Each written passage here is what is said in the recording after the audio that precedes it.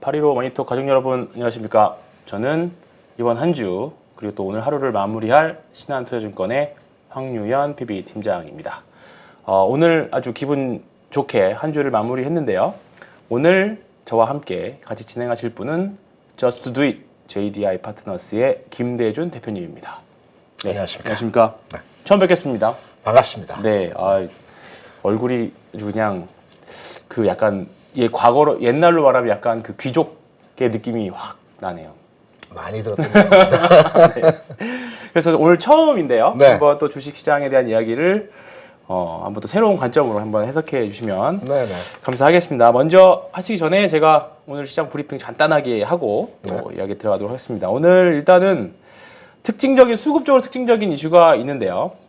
오늘 뭐 3%대 아주 큰 상승을 했습니다만 또 우려했던이라기보다는 전형적으로 나타나는 흐름이죠. 오늘 개인이 굉장히 좀 많이 매도를 했습니다. 보시면 아시겠지만 1조 6천억 원 개인 투자자들이 매도를 했고요. 외국인들은 7천억, 기관이 오늘 거의 1조 가깝게 매수를 한 모습입니다. 그리고 신용잔고 보시면 여전히 신용잔고가 크게 늘지 않는 모습, 16조 원대에서 크게 늘지 않는 모습, 어제의 기준이긴 합니다만 이제 월요일 되면 이제 오늘 체결 기준이 나오겠는데 아직까지는 16조 원대 크게 늘지 않는 모습을 좀 보여주고 있습니다. 어젯밤에 이제 CPI 지수가 진짜 오랜만에 어제 다들 대부분 다 10시 반에 아마 환호를 하셨을 겁니다. 그리고 우리가 그동안 뭐 미국과에서 관련된 경제 지표가 발표를 하면 급락하는 모습만 사실 많이 봐왔는데 그렇죠. 진짜 오랜만에 지표가 발표하고 나스닥 선물이 확 솟아버리는 그런 모습을 봤습니다. 어제 CPI가 예상치가 7.9 또는 8까지도 봤었는데 7.7이 나왔죠. 중고차 가격이 좀 많이 하락을 했고 여러 가지 부분들이 이제 물가가 떨어지는 모습들이 좀 나오면서 나스닥 선물이 급등을 하고 아침에 일어나서 깜짝 놀라셨을 겁니다. 나스닥이 7%나 올라서 오랜만에 봤습니다. 네, 오랜만에 7%랑 아주 엄청난 상승을 좀 보여줬는데 오늘 어떻게 시장 보셨습니까? 오늘 네. 지금 현 시점에서 이제 우리가 궁금한 것은 네, 주식을 여기 사야 되는지에 그렇죠. 대한 가장 큰 문제일 그렇죠. 것 같습니다. 따라 붙느냐, 네. 그래서 제가 있는 걸 파느냐. 저도 궁금한 게 있는데 네. 황태현이 지금 현재 현장 분위기는 어떻습니까? 지금은 현장에서는 사는 종목 있고 네. 파는 종목도 있고 네. 그러니까 지금 다들 여차하면 지금 사시는 분들은 여차하면 빠져나가겠다는 관점을 하는 거고 지금 뭘 사도 사실 장기 투자의 관점 사기보다는 네. 뭐 그런 종목들도 있긴 합니다만 네. 그것보다는 여전히 지금 바닥을 다지는 과정 중이다라는 전제 조건 하에서 뭐 모르겠습니다. 제 의견이 이제 제 고객님들 의견하고 좀 약간 일치하는 분들하고만 하세요 그런지는 몰라도 네. 여차하면 그냥 빠져나오겠다 또는 팔고 더 올라가더라도 그건 내 목 아니다. 그 정도. 정확하게 제가 네. 캐치할 거 캐치했습니다. 네. 왜냐면 제가 현장을 떠나 있은 지가 한 2년 반, 3년 네. 돼가지고 현장의 분위기를 아직 정확하게 읽지를 못하고 네. 있거든요. 주식시장은 항상 사자와 팔자가 공방을 벌여야 그렇죠. 한 방향으로 더 움직입니다. 그렇죠. 네. 그리고 제가 시장에서 있으면서 선배들한테 많이 들었던 네. 얘기가 뭐냐면 첫 번째로는 고점에 매수하고 저점에 매도하는 것입니다. 네. 그게 무슨 말이냐면 반대네요. 네. 기관이 주로 쓰는 방법인데요. 네. 제가 기관 네. 홀세일 네. 쪽에 있을 홀세일에 때 계셨어요. 네. 기관이나 외국인 투자자들은 고점에 매수하고 저점에 매도합니다. 이건 뭐냐면 확인하고 매수하고 확인하고 매도하는 겁니다. 네. 그래서 항상 선배들이 저한테 주입식으로 가르쳤던 게 고점 매수 저점 매도 네. 이거를 항상 가르쳤던 네. 내용 중에 하나였기 때문에 네. 지금 시장에서 모든 투자자들이 주식을 사야 된다라고 얘기했다라면 저는 이제 팔까 그렇죠. 생각을 했는데 네. 공방이다. 네, 이게 공방이죠. 사자팔자가 공방이다. 그러면 지수는 더 갈 수 있다라는 여지가 있다라는 측면으로 해석 네. 가능하고요. 네. 또 하나는 선배들이 또 하나 저한테 이제 얘기를 해준 거 교육을 받으면서 네. 제가 조금 됐습니다. 네. 그래서 근데 뭐 그 매매 메커니즘이 바뀌거나 그러진 네. 않았고 네. 아마 들으시는 분들도 기관이 어떻게 매매하는지 기관 하는 거 보면 사실 기관이 팔고 나서 올라간 종목도 굉장히 많고 그렇죠. 소위 이제 우리나라 오래 하셨던 분들은 기관을 사실 개관이라고 부르면서 맞습니다. 되게 못한다 주식 네. 못한다라고 하는데 사실 그거 아니거든요. 그렇죠. 그 얘기를 오늘 조금 녹여서 방송해 주시면 굉장히 좀 좋아하실 것 같습니다. 그리고 두 번째로 선배들이 얘기했던 게 뭐냐면 주식을 살까 말까 고민하지 말라는 것입니다. 네. 주식은 무조건 사고요. 네. 손절할까 가지고 갈까를 맞습니다. 고민하라는 겁니다. 그러니까 우리가 이성적으로 판단해서 이 주식을 살까 기업 가치 한번 찾아볼까? 재료 한번 찾아볼까? 이렇게 고민하다가 네. 못 산다는 거예요. 그렇죠. 일단 사고 공부한다. 사고 나서 손절할지 아. 가져갈지를 판단하라는 것이 기본적인 제가 교육을 받은 내용이거든요. 저도 옛날 제 지점장님들이 그렇게 알려주셨어요. 네, 사고 네. 공부해라. 네. 그런 얘기도 네. 많이 듣고 네. 제가 이제 배우고 했었는데 네. 저는 지금의 장을 판단할 때 개인 투자자를 매도했다라고 해서 시장에 대해서 어떤 평가를 내리기보다는 네. 기관, 외국인, 개인의 세 주체가 있지 않습니까? 네. 우리가 실제적으로 이제 개인이 정말 매매를 못한다라고 판단을 많이 하시는데 네. 제가 본 개인은 정말 매매를 잘합니다. 네. 특히 요즘은 더 잘해졌어요. 최근 그러니까 2-3년 동안은. 이런 구조죠. 네. 외국인은 절대적인 주식의 수익률을 바라보고 주식을 투자하지 않습니다. 네. 주식과 연계된 상품들이 많이 그럼요. 있거든요. 많이 있죠. 네. 환율, 금리 등등의 네, 그렇죠. 선물옵션 네. 관련한 상품들이 있기 때문에 주식은 기초 상품이고요. 그 외의 파생된 상품의 수익을 내기 위한 네. 구조일 뿐입니다. 아, 오늘 굉장히 좋은 말씀을 해주시고 계십니다. 네. 기관들은 네. 항상 데이터 매매를 합니다. 아, 그렇죠. 왜냐하면 연기금을 비롯해서 모든 기관들은 복지부동이라고 하기는 그렇고요. 네. 오더가 있어야 되는 거예요. 그렇죠. 내가 책임질 일을 안 합니다. 통상은 우리가 기관이라고 하면 통상 그 펀드 매니저라고 할 때 그 운용사에서 네. 자산을 운용하는 친구들이 이제 그렇죠. 펀드 매니저라고 하는데 네. 이 친구들은 처음에 이제 리서치를 해서 바스켓에 종목을 담아놓고요. 담죠. 네. 그 담아진 종목에 대해서 기계적으로 매수를 하는 그렇죠. 겁니다. 그리고 자율적인 부분이 어느 정도 한도가 있긴 그렇죠. 하지만 네. 이 부분을 내가 잘못 운용을 하게 되면 내 인사고가에 그렇죠. 데미지를 받을 수 있기 때문에 네. 굉장히 극보수적으로 운용을 그렇죠. 합니다. 네. 추구하는 수익률은 랜드마크 지수인 종합지수보다 약간 플러스 알파. 그렇죠. 굉장히 잘하는 네. 펀드 매니저입니다. 네. 그래서 기관들은 항상 주식을 살 때 뒷북이라고 하죠. 그렇죠. 나중에 따라옵니다. 네. 그런 형태에서 진행이 되고요. 개인들은 워낙 개인의 집단이 크기 때문에 네. 잘하는 사람, 못하는 사람 이 표변이 크기 때문에 상단부에 있는 개인은 엄청나게 매매를 그럼요. 잘합니다. 제가 본 개인들은 거의 100점 100승하는 개인들 너무 많습니다. 네. 그래서 지금 방송을 시청하는 이제 머니터 가족분들께서도 조금 공부하고 한 발 더 나아지면 틀림없이 훌륭한 개인이 네. 되리라고 판단하고 있고요. 네. 시장에 대한 전반의 흐름을 판단해서 제가 저의 견해를 말씀드린다면 지금 주식 사야 됩니다. 아, 지금 무조건 사야 돼요. 2,500인데. 네. 네. 무조건 사야 되고요. 네. 사고 나서 후회하더라도 네. 지금 주식을 월요일장이라도 담아 놓고 나서 시작을 해야 됩니다. 네. 야. 파는 건 아니죠. 네. 네. 저도 사실 네. 고객님들 오늘 막판에 사 말어를 많이 물어보셨어요. 그렇죠. 아니, 사실 저는 월요일 날 조금 눌리면 그때 사는 걸로 하시죠 하고 사실 매수를 멈췄거든요 오늘은. 근데 저도 약간 그 초반에 말씀하신 거와 좀 궤를 같이 한 게 치고 공방이 있어야 올라간다 말씀하셨잖아요. 근데 항상 우리가 주식시장 최근에 2년 동안의 주식시장을 보면 네. 시장 참여자들 또는 유튜브나 언론에서 나오는 시장의 뷰가 한쪽으로 쏠렸을 때 네. 항상 반대의 변곡이 나왔습니다. 그렇죠. 그러니까 우리가 작년에도 2021년 5월, 4월, 5월 갈 때 이제 수출 꺾입니다라고 대부분 데이터는 나왔지만 네. 그때 대부분의 투자자나 전문가분들은 더 올라갑니다. 3,600 간다. 네. 3,700 간다. 4,000 간다. 저입니다, 저. 네. 그리고 이번에도 2,100 갔을 때도 네. 사실 뭐 1,800 간다부터 시작해서 뭐 네. 제2 IMF 온다. 네. 라는 뭐 그런 코멘트 환율을 보니까 사실 뭐 그 좀 두렵긴 했었죠. 네, 네. 근데 결국 또 거기서 의회가 나오면서 또 리바운딩 지금 세게 2,500까지 심지어 사실 박스 상단을 한 2,350 많아야 2,400을 봐줬는데 지금 거의 2,483까지 왔으니까 네. 누군가는 지금이 되게 오버슈팅이라고 볼 수도 있는데 네. 지금 대표님께서는 여기서 더 간다. 네. 더 간다. 우리가 주식 투자하면서 네. 항상 실패라기보다는 네. 타점을 못 잡는 게 뭐냐면 네. 조정받으면 사고 눌림목 줄 때 사야지. 네, 그렇죠. 그런 장에선 조정이나 눌림목 안 줍니다. 안 주죠. 통상 통상. 그렇습니다. 네. 사놓고 후회하더라도 네, 그렇죠. 손절하더라도 네. 일단 지금의 분위기는 올라타야 됩니다. 오케이. 네, 알겠습니다. 지금 제가 몇 주 전에 여기서 네. ETF 하나를 소개를 드렸어요. 네. 이 ETF가 뭐냐면 자료 한번 보시면 이게 iShares MSCI 사우스 코리아 ETF거든요. 그러니까 이게 달러 환산된 그러니까 우리가 달러 환산 코스피를 볼 때 네. 쉽게 자료를 볼 수 없으니까 그냥 이거 미국 주식 상장된 그 대한민국의 ETF입니다. 근데 이게 50불 이하 갔을 때가 언제였냐면 올해 9월달, 10월달이었거든요. 근데 앞에 저점 보시면 아시겠지만 이때가 코로나 저점이었거든요. 네. 근데 이제 주가가 많이 전반적으로 빠지기도 했지만 달러가 많이 상승을 했었잖아요. 네네.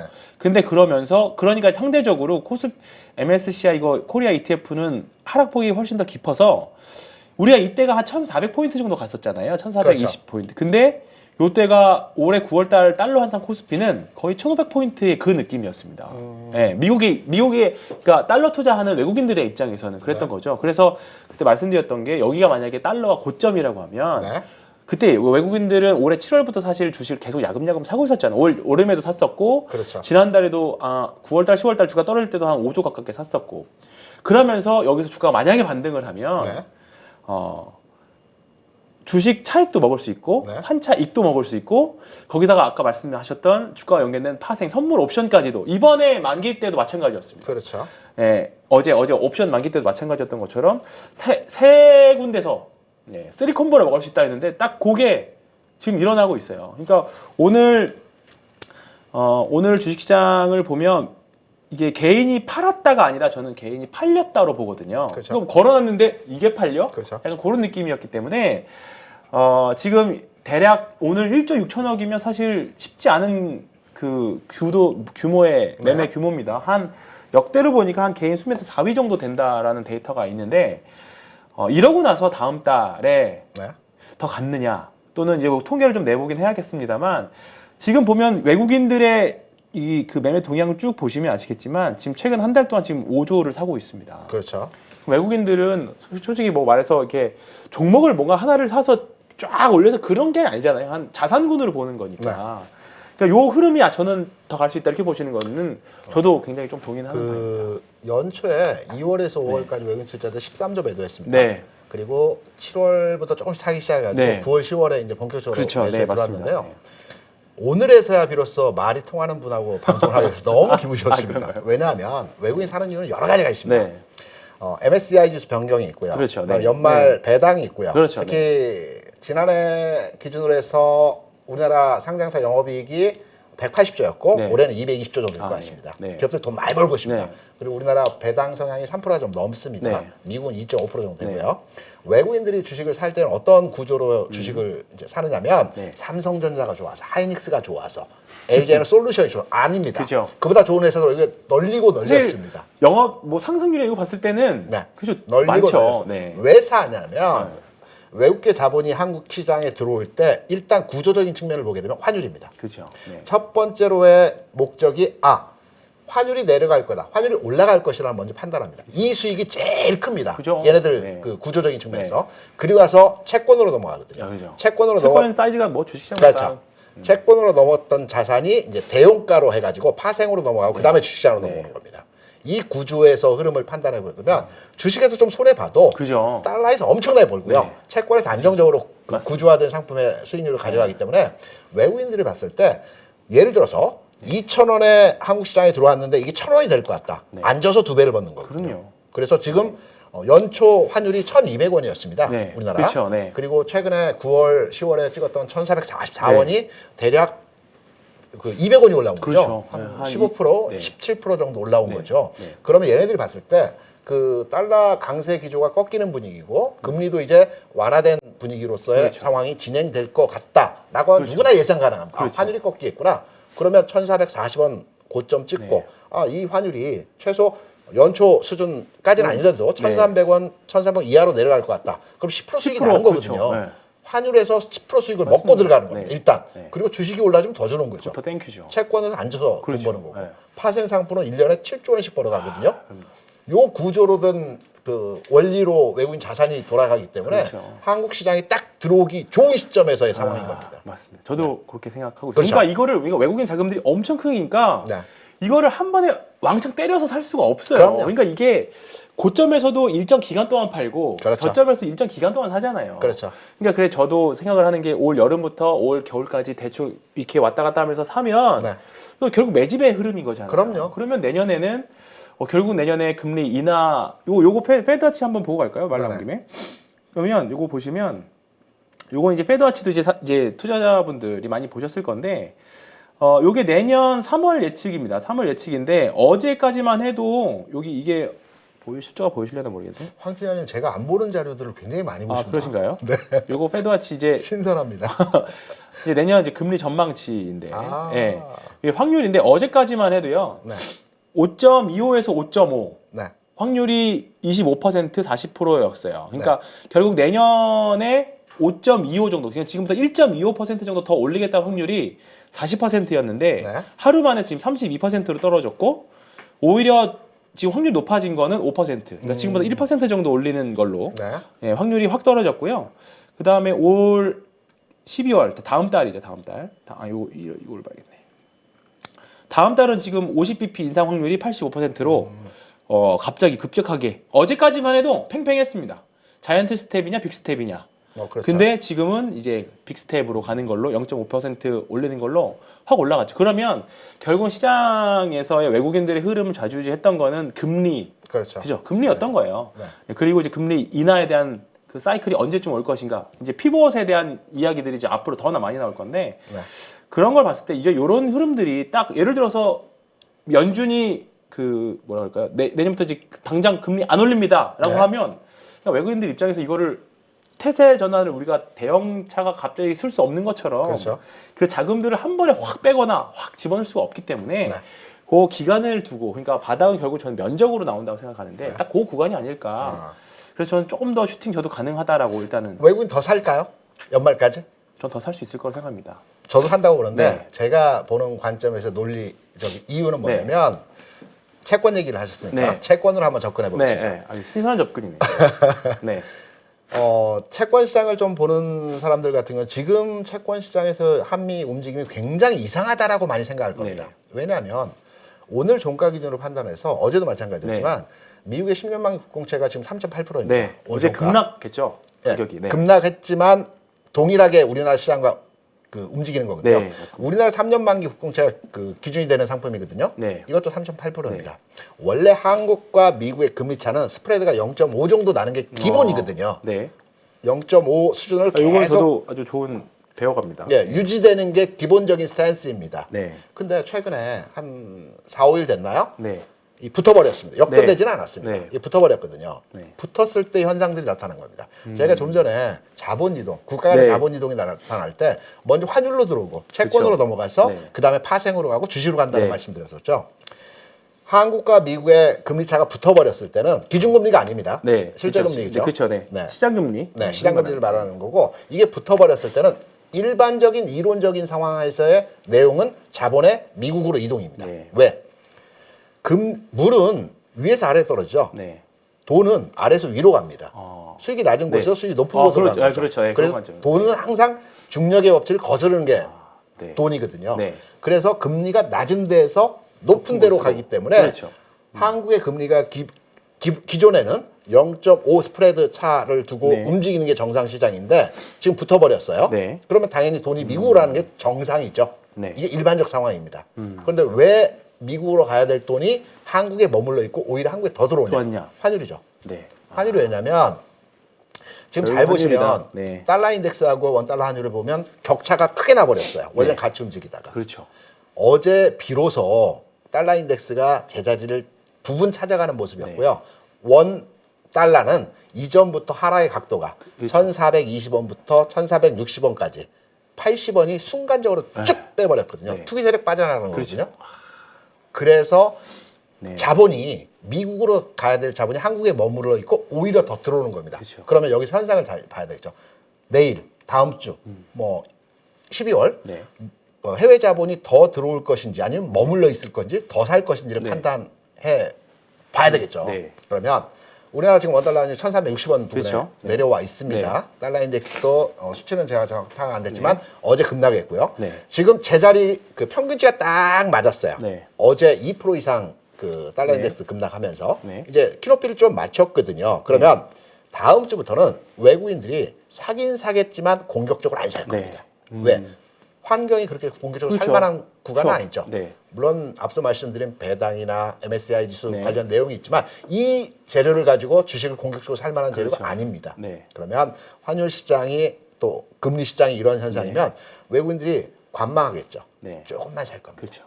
그리고 기관들 제가 앞서 뭐라고 했죠? 항상 데이터 매매라고 오더가 네. 내려오면 매수를 한다라고 그죠? 그러죠. 네.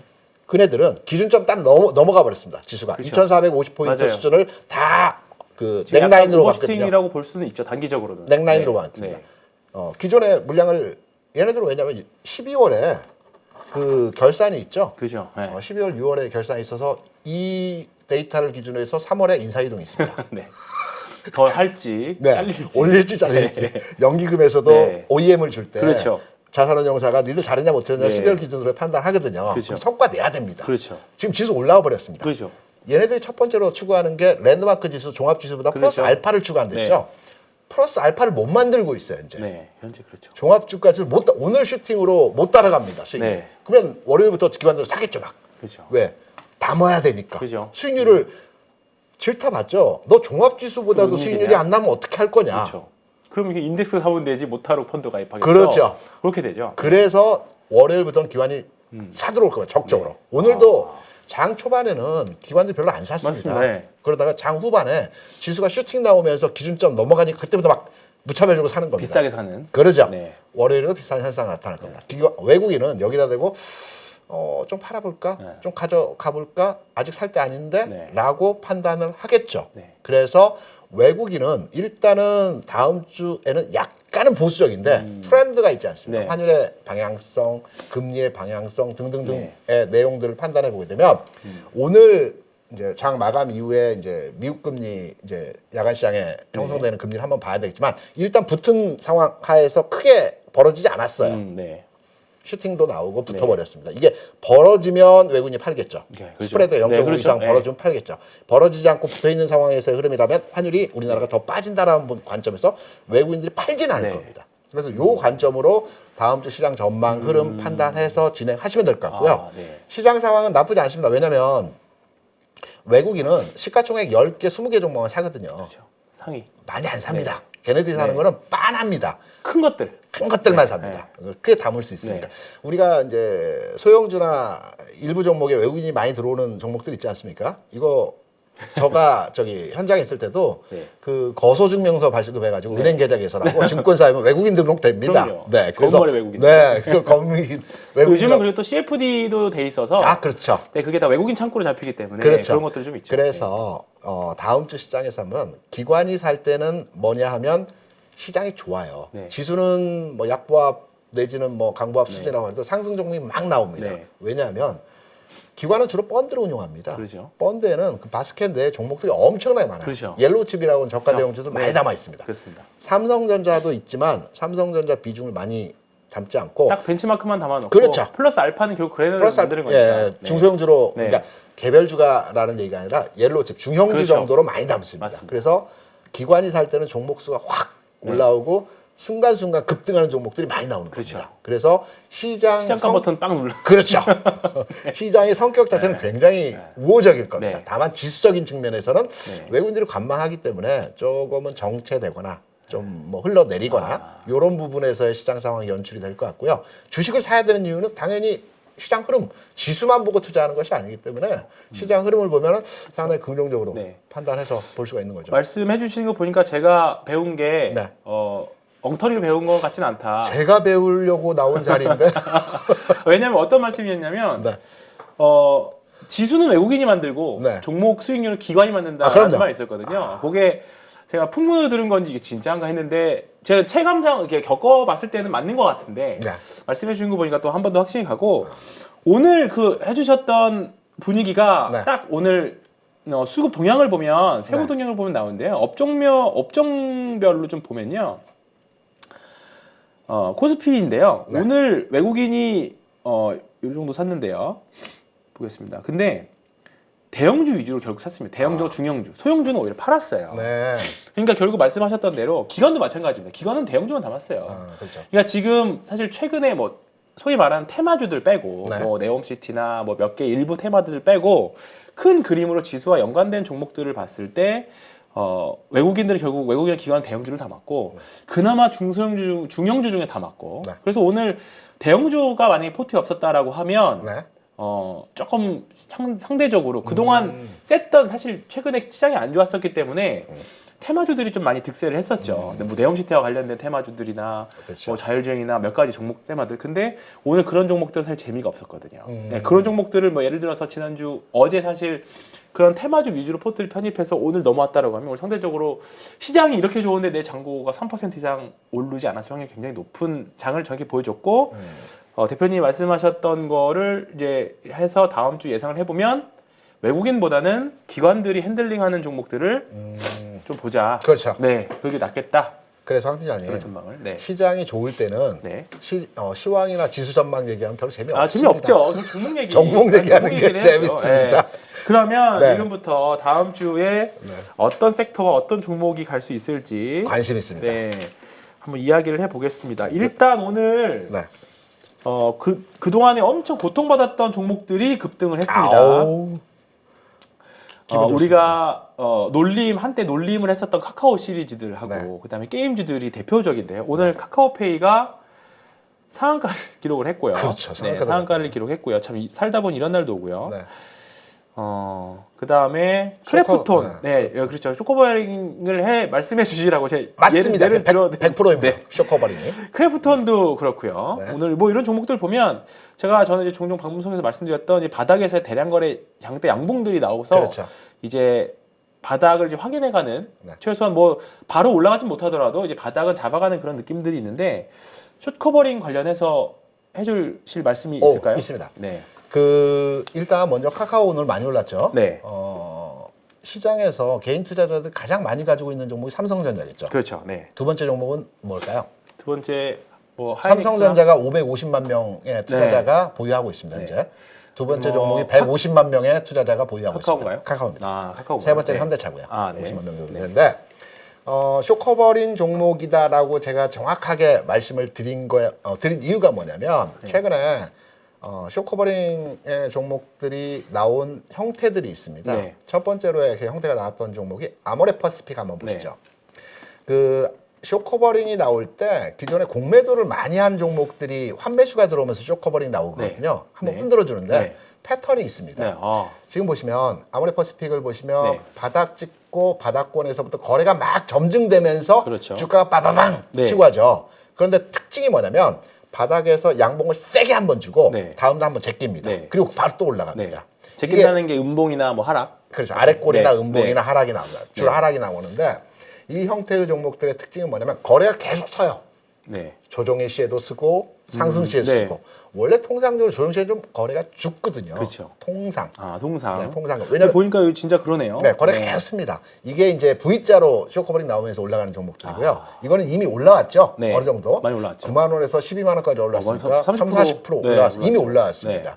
그리고 또 다른 패턴이 있는데 대환유화 한번 보시죠. 공매도가 많이 있던 종목들입니다. 이번에 화학주들이 지금 이런 흐름이거든요. 저는 올해 제일 장사를 잘하는 업종이 화학이거든요. 석유화학과 일반 정유화학이 올해 수익을 많이 냈습니다. 이 석유화학은 우리가 아는 정유회사가 아니고요. 롯데케미칼, 대한유화, 금호석유 이 3대장은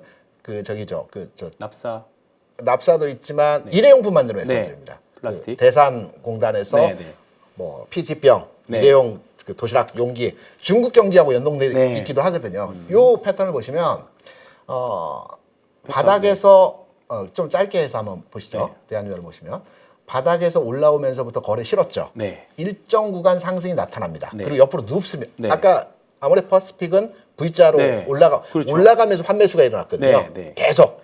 자, 그러면 비교를 좀 쉽게 하기 위해서 좀 봐보겠습니다. 이게 거래 대금이니까 지우고 요거를 추가로 나온 다음에 아모레퍼시픽 하면 다 비교가 됩니다. 이제 거래량은 어차피 동일하게 쓰고 있는 상태이기 때문에 조금 패턴이 다르죠. 다릅니다. 옆으로 제낍니다. 그러니까 대한유화 같은 종목들은 옆으로 제꼈다가 두 번째 거래 계속 쓰면서 환매수 들어오면서 물량을 집어가거든요. 이건 이제 거래량이 많은 종목이냐 거래량이 많지 않은 종목이냐 패턴이 좀 다릅니다. 그럼 최근에 움직였던 카카오 그리고 크래프톤 한번 보시죠.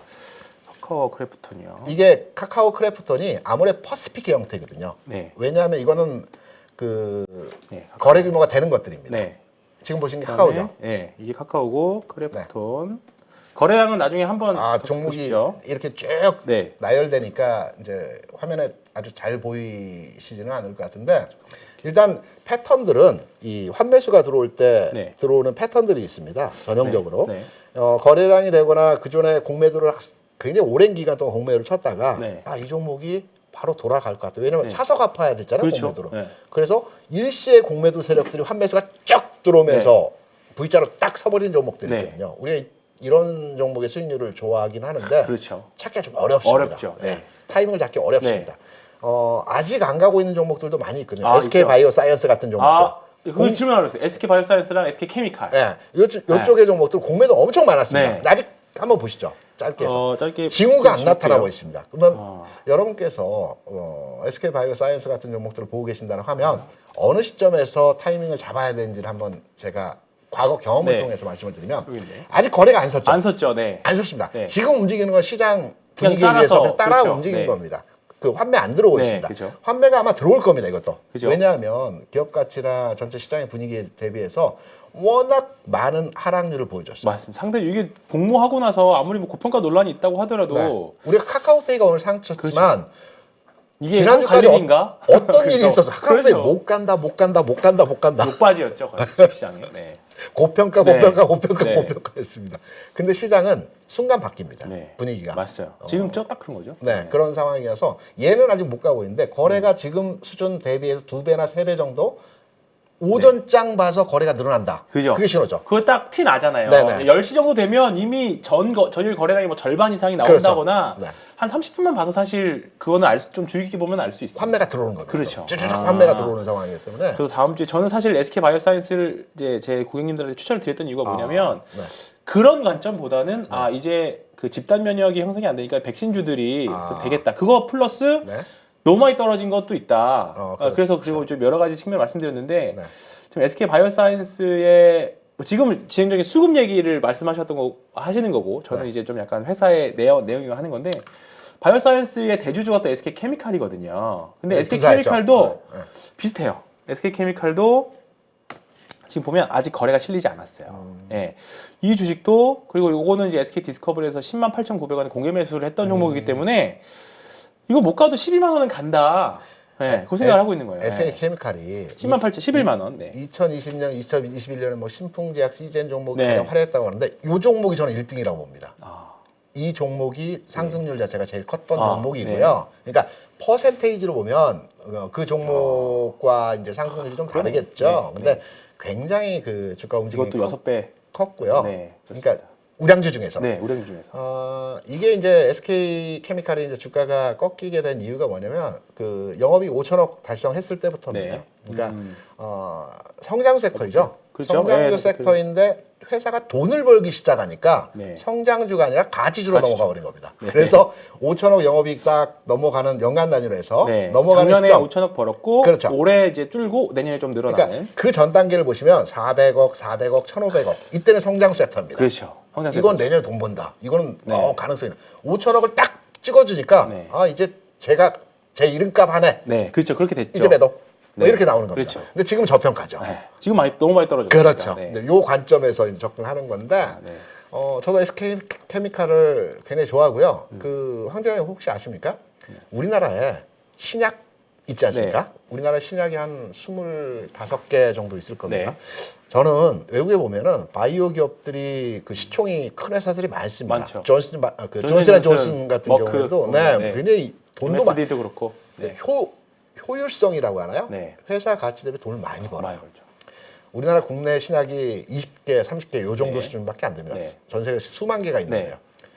SK 케미칼이 우리나라 신약 1호를 가지고 있습니다. 그 리포트 본 것 같습니다. 98년도에 그 신약을 신청해서 네. 우리나라 신약 1호를 가지고 있는 아주 괄목할 만한 회사이거든요. 기술력이 있고요. 기술력 있고. 네. 1호 가지고 그러니까 있습니다. 이름은 케미칼이지만 그렇죠. 화학회사로 알고 계시지만 뭐 네. 화학 일부 있습니다만 네. 바이오사이언스의 지분도 갖고 있는 것처럼 네. 이게 약도 많이 만들거든요. 원래 네. 그 SK가 성경그룹 아니었습니까? 그렇습니다. 성경이 그 화학회사로 출발했거든요. 맞습니다. 우리가 네, 그죠? 그 네. 섬유가 화학의 일종이거든요. 네. 그래서 뭐 지금 SK 하이닉스가 뭐 SK의 반도체죠. 대표 그렇죠. 기업이긴 네, 하지만 네, 그렇죠. 네. 원래는 SK케미칼이 그렇죠. 회사의 대표 간판 기업이라고 볼 수 있겠죠. 아, 오늘 자연스럽게 약간 추천 겸해서 네. 다음 주에 지켜볼 만한 주식으로 SK케미칼. 제가 보니까 황 네. 팀장이 필드에서 네. 그 자산 관리 하실 네. 때 어떤 스타일일지 알 것 같아요. 저 약간 정수와 약간 네. 꼼수를 같이 섞어서 저도 그 업계에 있었지만 네. 그 깡통도 많이 나고요. 저도 그랬고 뭐 수익도 날 때 나고 그렇습니다. 하는데 네. 스타일들이 다 있거든요. 네. 이분은 자산을 그러니까 큰 자산을 운용하면서 어떤 스타일들에 네. 대한 형태를 조금만 봐도 네. 아는데 비교적 안정을 추구하면서 시간차를 두고 수익을 가져가는 형태로 진행. 그러니까 지금 아마 예탁 자산이 굉장히 많으실 것 같아요. 그냥 적당히 있습니다. 네. 적당히 있고. 근데 사실 개별주들을 좀 매매를 많이 해서 네. 좀 많이 했어요. 근데 아. 우량주 매매하셨던 분들은 수익이 괜찮아요. 근데 이제 중소형주 몇 개가 이제 아시는 분들은 아시는데 고생하고 있습니다. 제가 가벼운 종목을 원래 네. 해야지 인기가 있는데 그죠? 제가 가벼운 종목을 하지 못해가지고 그 과거에 2020년도에 장 좋았잖아요. 네. 이때 키움증권에서 발표한 데이터가 있습니다. 2020년 그 상승장에서 네. 수익률을 이제 모집단을 네. 자기 회사 네. 내에서의 그 자산 규모별로 판단해서 네. 내놓은 자료가 있거든요. 55% 수익률을 연간 단위로 낸 집단이 네. 자산을 따져봤더니 10억에서 30억 규모입니다. 결국은 돈 있는 분들이 또 버는구나. 그렇죠. 수익률이 가장 안 좋았던 네. 모집단을 찾아보니까 마이너스 25%였어요. 네. 이 자산 규모를 따져봤더니 1,000만 원 아. 내 자산을 가진 사람들이었습니다. 아. 이게 무슨 말이냐면 상승장에서는 잦은 매매가 수익이 안 난다는 네, 거죠. 그렇죠. 물론 최근까지 하락장에서는 리스크를 맞죠. 네. 회피하는 차원에서 사고팔고를 그렇죠. 잘하는 게 어찌 보면 그 손실 위험을 회피하는 형태로 네. 진행이 가능하지만 시장이 움직인다. 네. 그러면 묵직하게 가져가는 그렇죠. 것이 수익률 측면에서는 그렇습니다. 굉장히 높다라고 볼 수 있거든요. 요즘에 사실 우리가 통상 생각을 하는 게 중소형주가 변동성이 크고 먹을 때 크게 먹는다라고 생각을 하죠. 네. 근데 뭐 사실 실제로 뭐 최근에 뭐 한미글로벌이나 뭐 그렇죠. 네옴시티 관련 주식이나 뭐 일부 주식들이 그렇긴 합니다만 최근에 대형주들 사실 네. 오늘만 봐도 뭐 대형주 충분히 매매했어도 중소형주만은 지금 변동성들이 나오고 있거든요. 대형주는 이게 단점이 있습니다. 네. 뭐냐면 저 대형주를 많이 매매해봤거든요. 네. 고가주하고 대형주 네. 많이 매매해봤는데 대형주를 항상 보면 네. 장대 양봉 실리고 3, 4일 쉽니다. 네. 그러니까 그죠? 오늘 같은 경우에 뭐 종목들이 올라가서 딱 네. 따라잡잖아요. 네. 그러면 지금까지 변동성 매매를 했던 분이 질려버린 게 뭐냐면 3일, 4일 흔들어버립니다. 네. 가격을 많이 빼진 않아요. 그러죠. 예. 지루해버리죠. 지루해버립니다. 네. 3, 4일 못 기다립니다. 그리고 나서 또 양봉 딱 네. 때려버립니다. 그렇죠. 그래서 할 때쯤. 대형주 매매할 때는 항상 한 발 앞서서 진입을 해야 돼요. 네. 개별주는 한 번 들어가서 언제까지 올라갈지를 기다려야 됩니다. 그래서 그렇죠. 개별주는 딱 칠 때 따라가야 됩니다. 네. 움직일 때 따라가야 돌파. 돼요. 그러니까 움직여서 고점 나오더라도 거기서 따라가야 됩니다. 네. 왜냐면 개별주는 움직일 때 빠바바박 움직이니까. 네. 호가창 보면 네. 그 탐욕의 효과. 그렇죠. 탐욕과 공포. 그렇게 매매해야 되는데 대형주 매매를 많이 안 하셨던 분들은 오늘 장 좋았어. 대형주 양봉 네. 빵빵 세웠어. 네. 월요일부터 쉬어버려요. 네, 그죠. 그럼 질려버립니다. 그렇죠. 그래서 요 과정을 잘 판단하셔가지고 예. 흐름을 잡아 가셔야 네. 되거든요. 수익률 약간의 요 템포 조절만 잘하면 수익률 좋습니다. 아, 좋을 것 같아요. 오히려. 네. 뭐 카카오페이 이런 게 사실 뭐 기준봉으로 충분히 될 수 있는 거고요. 아, 사실 그럼요. 뭐 회사 가치나 여러 네. 가지 우려 있지만 결국은 주식을 움직이는 건 수급이니까. 그렇죠. 결국 수급이 다 재를 우선한다는 말이 있잖아요. 그래서 수급이 뭐라고 생각하시나? 수급이요? 네. 매수세. 이제 매수 매도도 수급이지만 그렇죠. 수급은 관심과 거래량이거든요. 거래량. 네. 시장에서 포커싱되고 있는 이슈 네. 그리고 거래량이 받쳐주는 네. 이게 수급이 들어왔다고 네. 보통 얘기하거든요. 그렇죠. 거래대금. 그렇죠. 네. 그래서 수급 좋다 하는 종목들은 관심하고 거래량이 받치고 있고 그렇지. 이 종목들은 좀 더 간다는 얘기죠. 그렇죠. 왜? 부각되고 있는데 관심이 받고 있는데 이 종목이 바로 꺾어지지 않거든요. 그런 경우는 없습니다. 맞습니다. 그럼요. 네. 그래서 아까 얘기했던 대로 주식은 일단 사고 나서 고민해야 됩니다. 어떤 주식을 사느냐 사실 굉장히 중요한데 그렇죠. 계속 제가 이제 대표님한테 말씀드린 게 아니라 제가 꼭 말씀드리고 싶은 게 나만 좋아해서는 절대 안 되잖아요. 그렇죠. 케인즈가 이제 주시장을 미인다라는 표현을 했던 것처럼 네. 나는 어떤 한 주식을 나는 좋아해. 내 네. 취향인 거지. 그렇죠. 근데 모든 대중들이 좋아해야 사실 수급이 붙는 거잖아요. 맞습니다. 네. 그런 관점들이 결국 나타나는 게 거래 대금으로 나타나는 거고 그래서 오늘 이제 저는 매일 하는 게 이제 장 마치고 나서 네. 상승률 상위 30개 오. 그다음에 거래 대금 500억 이상 이건 네. 항상 봐요. 이게 단기가 되든 뭐 중장기가 되든지 간에 결국은 시세가 크게 날려면 사람들이 사야 오르는 거니까 그렇죠. 결국은 돈이 어디로 올까 그것들을 고민하는 거죠. 예탁자산 500억 이상 될 것 같아요. 500억은 넘죠. 와, 그럼요. 기본이죠. 훌륭하십니다. 그러면 네. 한 발 더 나가서 네. 아까 SK 바이오사이언스 얘기를 하셨는데 그 종목 말고 말고 황 팀장님이 보시는 종목 말고 네. 아, 뭐가 있을까요? 지금 사실 취조를 당한 그런 느낌입니다. 하나 얻어가려고 합니다. 지금 좋게 보고 있는 거는요. 네. 아까 대한유화 말씀하셨지만 네. 갑자기 생각나네. 그 뭐죠? 화학주 중에 금호석유. 금호석유, 네, 롯데케미칼, 대한유가 3인방이거든요. 네, 금호석유가 저는 일단은 트렌드는 굉장히 좋은 것 같습니다. 이게 원래 주가 탄력도 셋 중에 가장 좋습니다. 아주 좋죠. 예. 네. 그리고 재무적 측면에서도 네. 이 종목이 제일 좋고요. 네, 제일 좋죠. 예, 그래서 이슈도 많고요. 네, 그래서 이제 장기 평선을 뚫고 올라가는 그림이라서 네. 이거 좋고요. 그 다음에 지금은 조금 지지부진한데, 지지부진하기보다 하나솔루션이요. 참, 이거 지난주에도 말하고 지지난주에도 말했는데. 이거 모습은 좋은데, 네, 어떻게 보십니까? 그러니까 저는 그러니까 우리가 네. 주식투자 하다 보면 네. 다 좋은데 제가 별로 안 땡기는 종목들 있지 있죠, 않습니까? 있죠. 네. 그 중에 저는 하나입니다. 저는 SK 하이닉스. 저는 SK 하이닉스 안 사요. 추천도 잘 안 해요. 저랑은 안 맞아요. 한 번도 수익 내본 적이 없어요. 하나솔루션이 네. 뭐 다 좋습니다. 네네. 근데 저하고 안 맞아요. 아, 그럴 수 있죠. 그러니까 그거는 뭐 그럴 수 있죠. 상승 흐름에서도 제가 사면 빠지고 빠지고. 제가 팔면 올라가고 팔고, 그렇죠. 저 궁합이 안 맞습니다. 아, 근데 저랑 비슷한데요. 객관적으로 평가를 해보면 네. 가야 되는 종목이죠. 네. 가야 되는 그렇죠. 종목입니다. 가야 되는 종목이고 흐름도 굉장히 그러면- 좋습니다. 우리가 기술적 분석 테크니컬하게 살펴보면 오늘 조정받은 거 좋고요. 이거 고점 돌파 흐름이 나올 가능성이 굉장히 큰 종목입니다. 네. 다른 종목 제가 좋아하는 걸로 뭐가 있을까요? 아니면 네. 파라다이스? 그것도 안 좋아. 안 좋아하세요? 네. 그냥 좋아하는 걸 말했으면 좋겠어요. 오늘 나는 지금 한 주식에 돈 한 몇 천만 원 있다. 네. 그럼 지금 사서 한 몇 달 묻어두고 싶다. 파라다이스 한번 보시죠. 네. 저는 파라다이스. 잘 안 보던 종목이어서 네. 강원- 이것도 오늘 거래했으면서 아, 이거는 이제 대외적으로 오늘 사실 중국에서 코로나와 관련된 약간 그 완화적인 뉴스가 나오면서 관광 주식들이 시장이 좋은 것도 있었지만 파라다이스 그다음에 롯데관광개발 그다음에 이것도 사실 롯데관광개발도 대표적으로 쇼커버링이 들어오고 있는 종목으로 그렇네요. 판단되고 네, 맞습니다. 되고 있고요. 네. 그다음에 또 뭐 있다? GKL. 중국 관련주 중에서 네. 탑픽으로 꼽는다면 뭘 꼽으실까요? 지금요? 왜냐하면 저는 중국 이슈를 굉장히 크게 보고 있거든요. 네. 지금 중국이 단순하게 그 봉쇄령 관련해서 완화 해제 이슈가 네. 있긴 한데 중국의 경제를 보면 이번 1분기에 4.8% GDP 성장률이 네. 나왔고요. 2분기에는 봉쇄령 때문에 0.6% 나왔습니다. 네. 그리고 3분기에 3.9% 나왔거든요. 네. 그러면 시진핑이 3기 출범하고 나서 이제 네. 경제 살려야 돼요. 그렇죠. 가장 최우선 과제잖아요. 그간에는 그냥 봉쇄하고 압박하고 했죠. 네. 뭐 해서 제로 코로나 정책으로. 네, 뭐 네. 그냥 제로 코로나 정책으로 강하게 압박을 했습니다. 이제는 경제를 살려서 뭔가 보여줘야 되거든요. 네. 그러면 중국 경제하고 우리 경제는 굉장히 연동성이 큽니다. 네. 우리나라하고 교역량이 1위예요. 25%에 30% 정도 되고요. 네. 미국이 하나만 18%, 유럽이 15% 정도 할 네. 겁니다. 그래서 중국의 절대적인 우리나라는 영향력을 받고 있습니다. 그래서 네. 중국 경기가 좋아지면 우리나라 주시장이 굉장히 좋아져. 아, 그럼요. 2002년부터 2008년도까지 주시장 상승할 때 네. 이때 중국 경기 아주 핫했거든요. 네. 그래서 중국 경기에 대해서 지금 저는 굉장히 긍정적으로 보고 아, 있고요. 긍정적으로. 왜냐하면 아까 그 정치적인 미국과의 정치적인 변수가 있음에도 그건 풀어야 될 게 몇 가지 있어요. 지금 설명드릴게요. 궁금하실 네. 거니까. 아까 GDP 다음 주에 성장률은 또 만나도 돼요. 그런가? GDP 성장률은 약간 중국 같은 경우에는 네. 이 숫자에 인위적인 내용이 그렇죠. 좀 있어서 그렇죠. 네. 이거는 제끼고 네. 두 번째 위안화를 저는 보거든요. 네. 위안화가 최근에 7.35 위안 갔다가 지금 볼까요? 7.1위안입니다. 네. 정확히는 7.08. 네. 위안화가 꺾이면 어떤 현상이 있냐면요.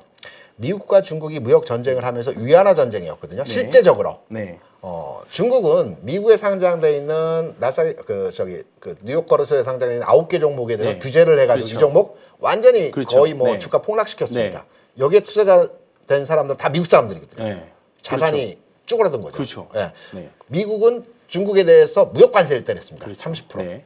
이게 다음 주에 G20 회의가 있죠. 네, 아 그렇죠. G20에서 시진핑하고 바이든이 처음 만납니다. 그렇죠. 만난다고 이제 기사가 났죠. 여기에서 아까 얘기했지만 중국도 경제를 살려야 되는 분위기고 미국도 경제를 살려야 그렇죠. 되는 분위기입니다. 네. 그럼 미국은 중국에 수입하는 그 무역 관세 30%가 굉장히 부담이 돼요. 네. 왜냐하면 물가를 낮추려면 물건값을 내려야 되거든요. 그렇죠. 원재료 값을 내릴 수는 없습니다. 네. 관세를 내리면 됩니다. 네, 그렇죠. 그렇죠. 그렇죠. 그러면 중국 물건들 얼마나 많이 네. 씁니까? 그렇죠. 그래서 관세를 내리게 되면 물건값이 당연히 내려가거든요. 네. 경제가 살아납니다. 네. 그래서 이 구조적인 측면에 서로 양쪽에 그 고민하고 있는 부분이 해결할 수 있는 부분이거든요. 그렇죠. 위안화를 잠깐 말씀드려 딴 길로 갔는데 위안화가 7.35 위안 갔다가 7.08 위안까지 내려왔어요. 네.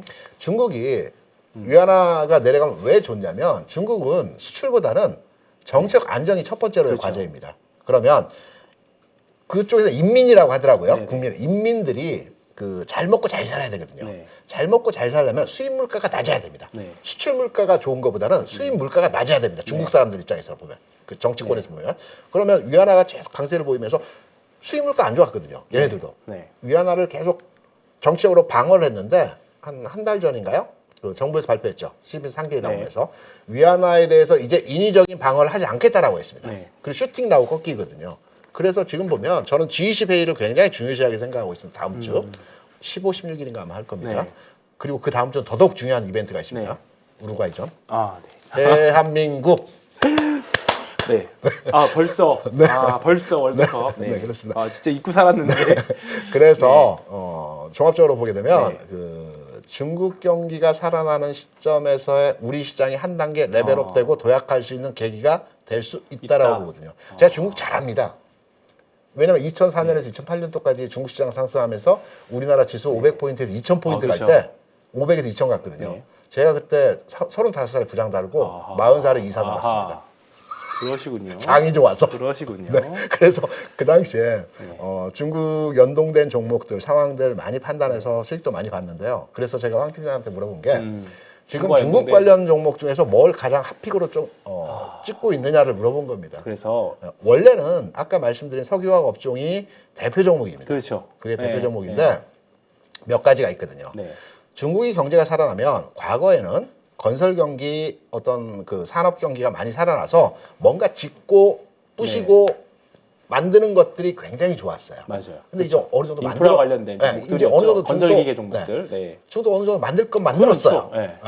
그래서 다음 중국 성장에서의 어떤 따라가면. 핫한 아이템이 뭐가 될까라는 걸 찾고 있습니다. 아, 그래서 그 많이 찾아본 게 그 중국이 이번에 발표한 내용 중에서 우리 시간 되나요? 네, 아직 시간 돼요? 아, 짧아서 문제지 길어서는 대표님이 그 임 대표님이 별 뭐라고 하나 하지 않으세요? 네. 중국이 이번에 네. 추진하고 있는 내용 중에서 배가 고파서 문제. 동서수산이라고 하는 게 있습니다. 네. 정책이 네. 동수서산 네. 동쪽에 있는 숫자 데이터 센터를 네. 서쪽으로 그 옮기겠다. 옮긴다라는 네. 거거든요. 그 이유는 뭐냐면 동쪽에 그 산업 생산 시설도 너무 많고 많이 있죠. 그리고 원자력 치우쳐 발전 있죠. 원자력 발전소도 많이 있긴 하지만 전력난입니다. 네. 굉장히 그 전력난이 심각합니다. 네. 서쪽에는 그 황무지이긴 하지만 그렇죠. 이쪽에 태양광 그다음에 아. 풍력 엄청나게 투자를 했어요. 네. 전력이 남아 돌아가요. 네. 이쪽에서 이쪽으로 옮기는 경제적 가치가 8천조에 달하는 사업을 10년 동안 아하. 2030년에서 2045년 정도까지 네. 추진한다라고 합니다. 네. 지금 시작 단계예요. 네. 그러면 중국이 의도하는 동수서산. 것은 횟집 이름 같은데. 그렇죠. 네. 동수서산. 예. 중국이 의도하는 것은 뭐냐면 중국이 과거에 2012, 13, 14, 15 이때 그 핀테크 기업들 이때 성장하면서 미국에 상장이 많이 됐거든요. 이때 중국이 그 핀테크 관련 사업을 추진하면서 네. 요 기업들이 한 방에 알리바바, 텐센트, 네. 바이두 이런 정도도 많지 않습니까? 기업들이 성장을 했는데 이번 데이터 센터 이전하는 내용에서 AI 네. 그리고 IT 네. 이쪽 이것도 산업을 반도체네요. 네. 그렇죠. 이쪽 산업을 중국이 세계 시장을 잡겠다라는 거죠. 음. 그래서 미국이 치포 하는 게 이게 말이 됩니까? 왜냐면 한국, 일본, 대만, 미국이 반도체 1, 2, 3, 4위예요. 그렇죠. 5위가 중국입니다. 네. 1, 2, 3, 4등이 5위 때려잡겠다고 동맹 맺는 게 말이 됩니까? 그렇죠. 이거는 뭐냐면 중국 발전을 그만두지 않겠다라는 거예요. IT, 네. AI 이쪽 산업을 그냥 니들 산업 발전하게 네. 놔두지 않겠다. 네, 네. 반도체 수출하지 마. 그다음에 데이터 센터 엔비디아 네. 그래픽 카드 수출하지 마. 네. 이렇게 한 그렇죠, 거 그게 아닙니까? 됐죠. 하이닉스도 그래서 피해 입을까 봐. 근데 여기서 하나 더 들어요. 하이닉스는 현지화를 다 시켰어요.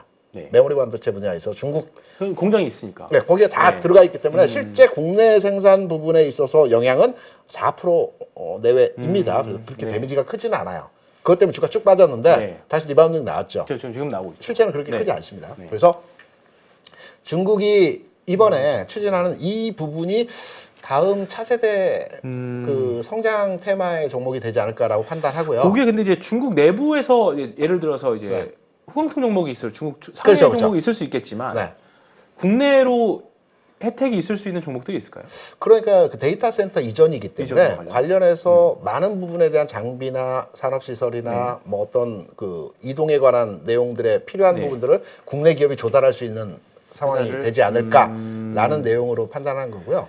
관련해서 비슷한 형태이기 때문에 네온시티도 아마 저는 재료가 또 더 간다고 봅니다. 네. 좀 더 가야 되는 이번에 부분이고요. 뭐 다음 주에 이제 빈살만이 와서 네. 일시적으로 뭐 차익 매물 나올 수는 있긴 하겠지만 이제 굉장히 좀 큰 재료라. 저도 건설 섹터. 네, 좋습니다. 결국은 크게는 건설 섹터들, 사멘 이런 것들. 제가 제일 좋아하는 종목. 네, 아 그러신가요? 네, 제일 좋아합니다. 네. 이 종목 제일 좋아하고요. 사멘 저도 궁합이 잘 맞아요. 3회는 제가 1시간 얘기하라도 1시간 아. 얘기할 수 있습니다. 그 종목에 대해서만. 아하. 네. 네. 아무도 모르는 얘기까지 해서 아하, 네. 네. 그 정도로 좋아합니다. 좋아하고요. 그리고 이제 네옴시티 관련해서 보면 우리가 건설 많이 얘기하는데 건설은 건축하고 토목 얘기거든요. 그렇죠. 네. 토목에는 플랜트가 들어가 있습니다. 그렇죠. 그래서 제가 보는 관점에서의 종목은 토목 관련해서 이 플랜트 쪽을 많이 보고 있고요. 과거에 이제 어디죠? 아랍에미레이트 앞에 굉장히 큰 도시, 바다에 띄운 도시, 우리 관광도 많이 가고 두바이. 두바이 네. 건설하는 데 있어서 국내 기업이 대우건설, 현대건설, 사멘. 사멘 네. 그리고 두바이 보면 그 랜드마크 버즈 대관람차 있죠. 네. 큰 거. 아, 대관람차. 네. 우리가 런던 가면 런던 아이라고 네. 그저 있고 일본 가면 일본 대관람차 네. 큰 거 있지 않습니까? 우리나라도 울산에 있습니다. 아 그런가요? 속초에도 있고. 저는 못 봤습니다. 네. 그게 이제 네. 그 두바이에도 이제 네. 그 대관람차 국내 기업이 네. 이제 네. 그 몇몇 컨소시엄에서 아, 만들었거든요. 네. 거기까지는 잘 모르겠어요. 네, 그래서 두바이 건설에는 국내 기업들이 많이 참여를 했어요. 네. 근데 이번 네옴시티 네. 뭐 700조라고 하죠. 네. 뭐 시간은 좀 있습니다. 2030년에 시간은 좀 많이 있죠. 그러니까 재료가 오래 간다는 네. 겁니다. 재료는 항상 멀리 있는 재료가 좋은 거거든요. 너무 땡겨온 거 아니에요? 네, 저는 그래서 생각이 뭐냐면 사실 이런 재료가 나왔을 때 기대감으로 먼저 올라갔다가 그렇죠. 한번 조정이 나오고 나서 그렇죠. 2차 시세가 찐 시세거든요. 이때 진짜 종목들이 네, 있죠. 그때 진짜 종목이 나오면 결국은 지금은 사실 작은 뭐 히림이나 네. 테마주성 위주로 작은 종목들이 가지만 그렇죠. 묵직하게 끌고 갈 수 있는 것들은 사실 그게 만약 현실화된다라고 하면 뭐 삼성 엔지니어링의 현대건설 뭐 이런 쪽이 대우건설 이런 쪽이 되지 않을까. 과거에 중장기로. 네. 주가 상황을 보더라도 메타버스 있을 때 뭐죠? 네 글자로 된 회사 메타버스 게임주 뭐 유메이드. 아, 네. 유메이드가 제일 많이 갔지 않습니까? 그렇죠. 네, 네. 궁극으로는 얘가 제일 많이 네. 갔고 컴투스 홀딩스도 많이 갔었고. 네, 그때. 그렇죠. 그래서 네. 결국에는 2차 시세에서 걸러지죠. 그렇죠. 진짜와 가짜가 네, 네, 맞습니다. 걸러진 네. 상황이기 때문에 그때 따라잡아도 되는 것이고. 그렇죠. 이번 시세를 못 먹었다면 네. 제대로 매매 네옴시티가 아쉽긴 하지만 지금 사실 좀 부담스러운 건 사실이니까. 근데 뭐 사실 대형 건설사 뭐 삼성 엔지니어링만 좀 많이 올랐지 사실 현대건설이나 보시면 현대건설은 이제 겨우 이제 역배열 올라가려고 하는 정도예요. 주택하고 토목이 50대 50에서 네. 해서합니다. 현대건설, 그다음에 대우건설. 이게 그 재건 관련주도 연동이 될 것 같아요. 왜냐면 아까 그렇죠. 네, G20 재건. 얘기했잖아요. 네. G20 말고 다음 주 10일에서 13일까지 네. 아세안 정상회담이 저기 캄보디아에 있어요. 여기에 한미일 정상회담도 있고 네. 그다음에 두 번째로는 러시아하고 우크라이나 외무장관 회담이 있습니다. 네. 그 두 정상은 안 왔습니다. 그러시네. 네. 저랑 또 몇 번 더 하실 수 있을 것 같습니다. 그러면. 네. 그래서 그 관련해서 재건 관련 종목들도 한번 재건도 테마가 아니다 해볼 만한 섹터다. 제대로 된 종목을 찾아야죠. 그렇죠. 그거를 더 앞으로 썰을 더 풀어주시면 감사하겠고요. 그렇죠. 시간이 거의 한 시간을 다 했습니다. 네. 그럼 이제 뭐 아까 주로 말씀해 주시긴 했지만 네. 다음 주 전망을 한 번 더 일단은 뭐 아까 뭐 다음 주 기관이 일단 하는 종목들 그리고 쇼커버링이 사실 오늘 뭐 리스트 많이 돌았던 게 지금 공매도 아침 장 열리기 전에 진짜 스마트한 게 이제 오늘 분명히 미국도 어제 숏커버링 종목들이 많이 올랐기 때문에 그렇죠. 우리나라도 숏커버링 공매도가 많이 나왔던 종목들이 오늘 많이 오를 거다 했는데 이제 그런 종목들이 나오기 시작했습니다. 그렇죠. 그럼 다음 주에도 여전히 공매도 상위 종목들인데 네. 아직 좀 덜 오른 애들. 네. 네, 근데 지금 사실 그 중에서도 뭐 실적 적당이란 말이라긴 좀 그렇지만 실적도 잘 나오고 그렇죠. 너무 과하게 과매도 영역에 있는 종목들이 많이 있습니다. 이제 네. 그런 종목들 위주로 매매해 보자. 그러면 좋죠. 그리고 지수는 조금 부담스러운 건 맞는 것 같다. 외국인들이 환율이 다음 주에 더 추가적으로 급락하지 않는 이상은 지수 플레이보다는 그렇죠. 오히려 오늘은 이제 뭔가 다 우르르 올라간 느낌이었다면 다음 주는 종목별로 수익률 게임. 네, 수익률 게임 확실히 특히 기관들이 하는 종목들 보시면 좋을 것 같고 제 생각은 거래대금 많이 나온 것들로 이제 팡팡팡 하는 것들로 치고받고 하기는 참 다음 주가 더 좋을 것 같다. 왜냐하면 이제 당분간은 일정이 사실 이번에 중간 선거가 있었지만 뭔가 그 화장실 갔다가 마무리 안 하고 온 느낌이잖아요. 한 번 더 해야 되기 때문에. 그렇죠.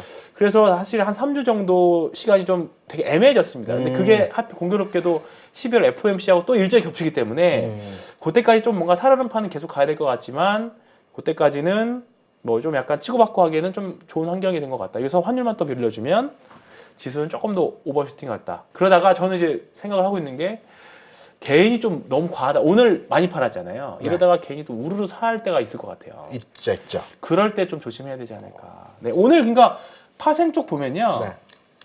저도 아까 마셨던 게 뭐냐면 오늘 파생만 놓고 봤을 때는 다시 하방으로 돌아섰습니다. 외국인들은요. 보시면 선물 매도에다가 콜 매도거든요. 네. 네, 이렇게 보시면 위는 막아놨다는 얘기죠. 네, 위는 막아놨다는 거잖아요. 선물 매도 너무 지수가 많이 오르니까 선물 때려버리고 네.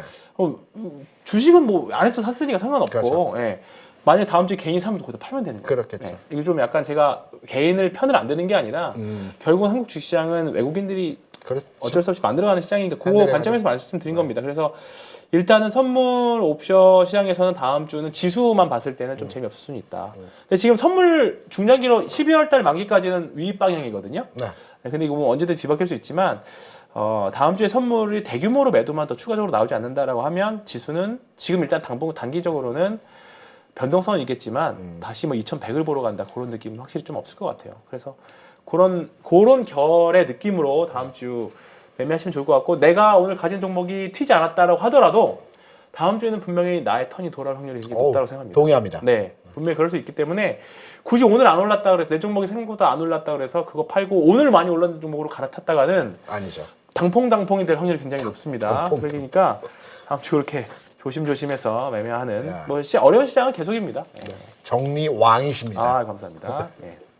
깔끔합니다. 네, 추가적으로 또 하실 말씀 좀 배고파서 안 되겠어요. 이제. 황대장님 워낙 정리를 잘하셔가지고 말씀하신 네. 내용 다 포함되어 있더라고 네. 저는 생각을 합니다. 네. 알겠습니다. 그러면 오늘 딱 이렇게까지 하고요.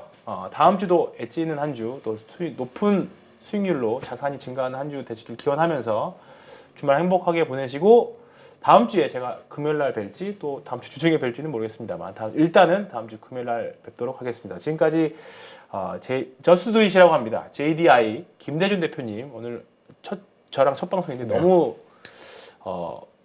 뭐랄까요 정말 더 사고를 우려 먹어야 될 코멘트들이 더 있을 것 같습니다. 예의가 통하는 분이신 것 네, 같습니다. 그래서 다음에 한 번 더 모시는 걸로 하고 여기까지 하도록 하겠습니다. 네, 고생하셨습니다. 고맙습니다. 네. 누구나 1시간 안에 200개 종목에서 좋은 종목을 고를 수 있는 그런 능력을 배양할 수 있도록 제가 도와드리려고 그렇게 하고 있습니다.